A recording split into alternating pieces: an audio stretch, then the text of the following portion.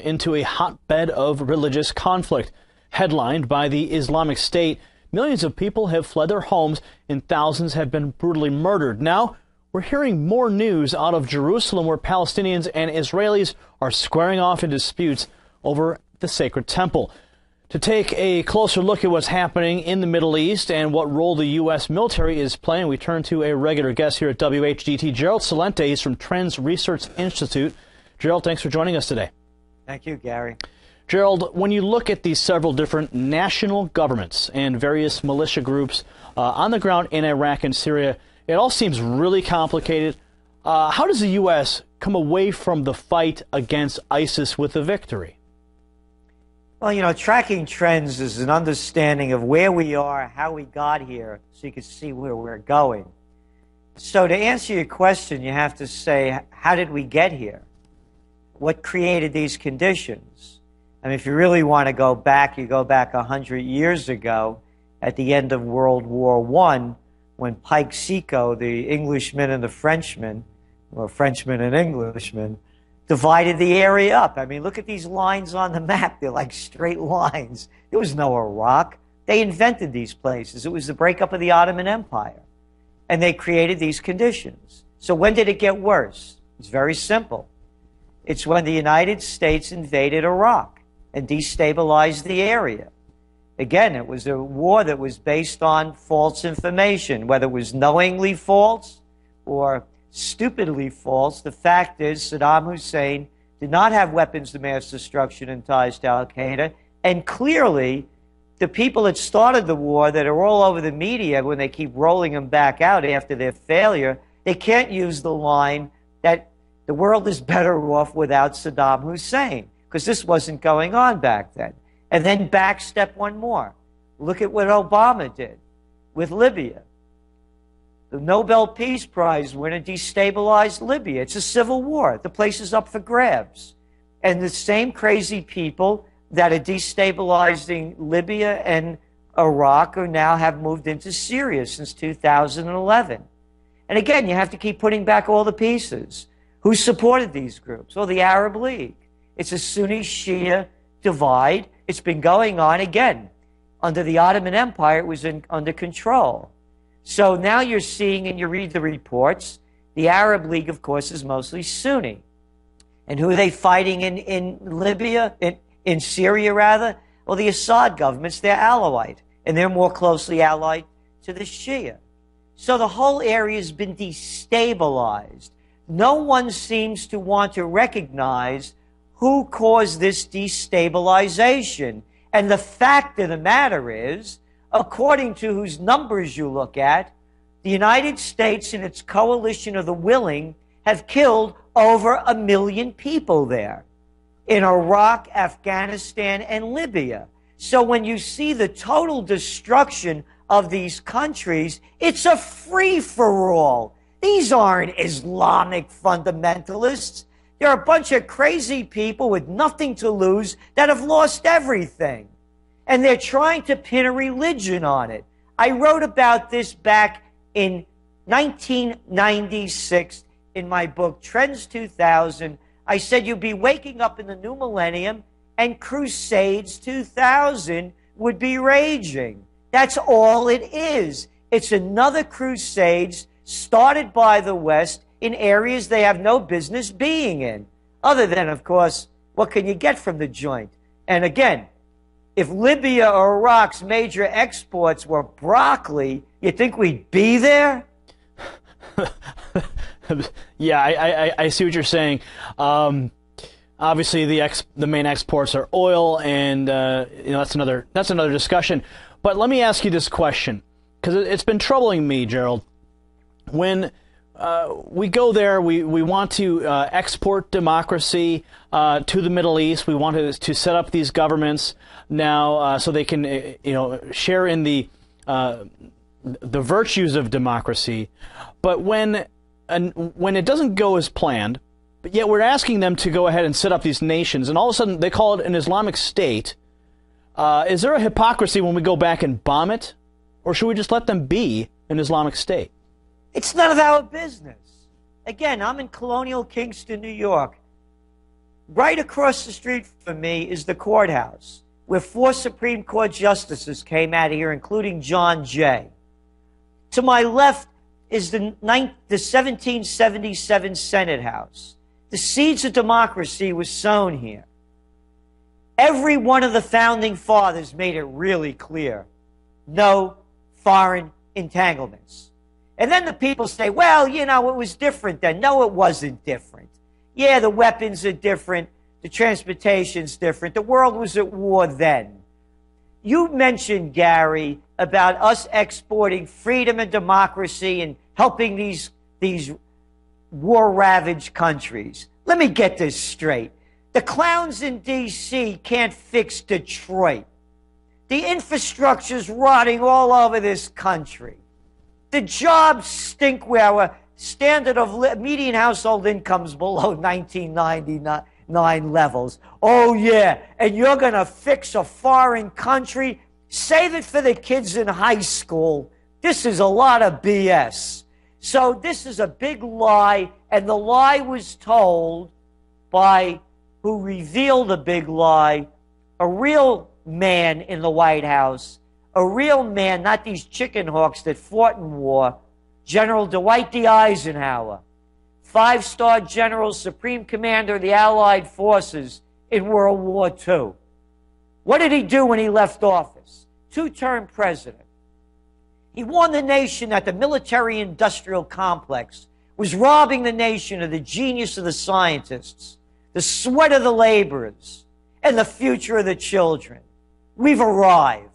You got this little guy, Pineda, whatever his name is, with the droopy eyebrows that's been sucking off the public for most of his life, that was former defense secretary, now shooting his little mouth off, talking about going into a 30-year war? This guy should be brought up for treason, as should the rest of the people that are defying everything that the founding fathers had put in place that used to make this the land of opportunity. Now it's the country of war. And just to bring it one step further to really make it clear, you see the new Afghan president that was elected? You know where his first trip went last week? China. That's right, China. China's now investing in Afghanistan. We blow it up, they build it up. The business of China is business. The business of America has become war, and you can see the fallout from it. So let's take a look at the trend right now. As you just laid out the whole scenario as it's playing, what do you see happening in the next 5 to 30 years? If we continue on the course, there may not be a 5 to 30 years. I was brought to Virginia Military Institute in 2000. Matter of fact, one of the people I met was General Anthony Zinni, and he was the head of the Marines during the first Gulf War. We had lunch together. They brought me down to talk about new millennium warfare. You know how they say that generals are always fighting the last war? To answer your question, it won't be a 30-year war. It will be the war that Albert Einstein prophesized. He said, I don't know how the Third World War will be fought, but the fourth will be fought with sticks and stones. It'll be biological warfare. It'll be dirty bombs. It'll be nukes. It'll be out of control. And that's what these madmen are leading us into. Let us get this straight once and for all. The United States has not won a war since World War II. They lost the Korean War. They lost the Vietnam War, and I know that story. Oh, yeah, we only killed 3 million people and were there for 10 years. You should have let us bomb more, we would have won. Wrong. You lost the Afghan War, the longest war in American history. You lost the Iraq War, and now you're going back again. So, here is a quote that I want to read to you that came out last Friday. Chuck Hagel, the defense secretary, somebody revealed a memo that he sent criticizing the White House for not having a game plan. They never have a game plan to end the game. They keep going on, and when you ask them the end game when these begin, our military strategists will figure it out. No, they won't. They can't, and they haven't. But here's the quote. White House spokesman Josh Earnest. How's that for a Orwellian name? Earnest, throwing out a bunch of lies. Anyway, said U.S. strategy against Islamic State in Syria and Iraq was working. Save it, Josh. He denied Washington was focused on weakening the Islamic militants at the expense of a parallel goal of pushing Assad out of power. That's right. The president of Syria, Assad, quote, the policy that we have for Assad is really clear. We believe he's lost legitimacy to lead.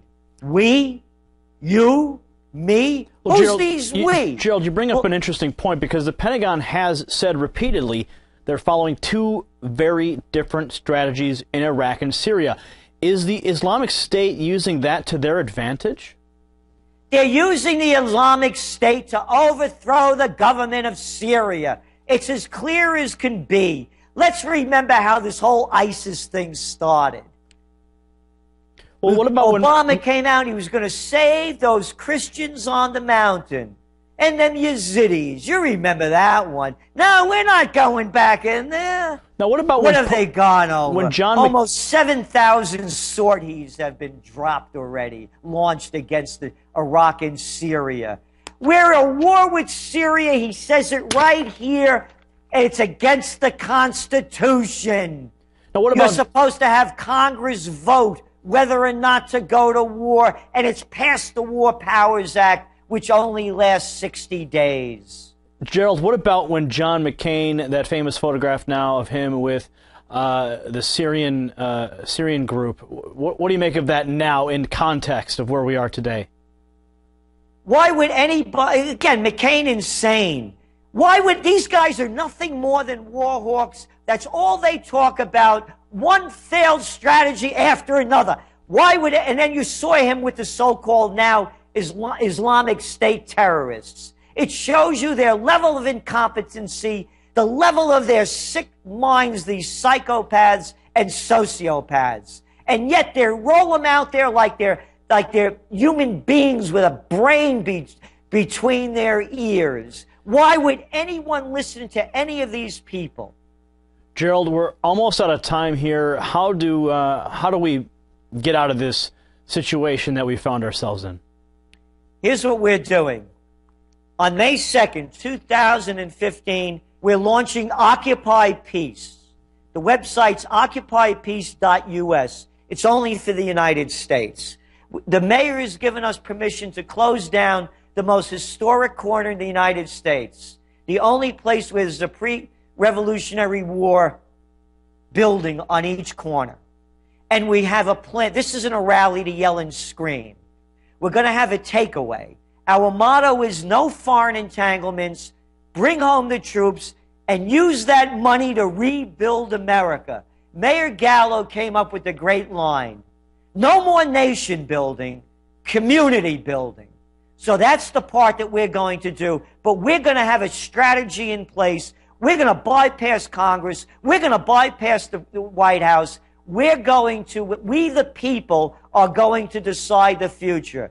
You're going to be able to decide whether to fight for war, fight for peace, or die for war. All right, Gerald, once again, thank you for joining us here at WHDT. Thank you. All right, that was Gerald Celente from Trends Research. You can find out more about him at trendsresearch.com and now his new website, occupypeace.us. Up next, we've got the latest news out of Hollywood, California, and of course, we've got your special reports lined up. You're watching WHDT. We'll be right back.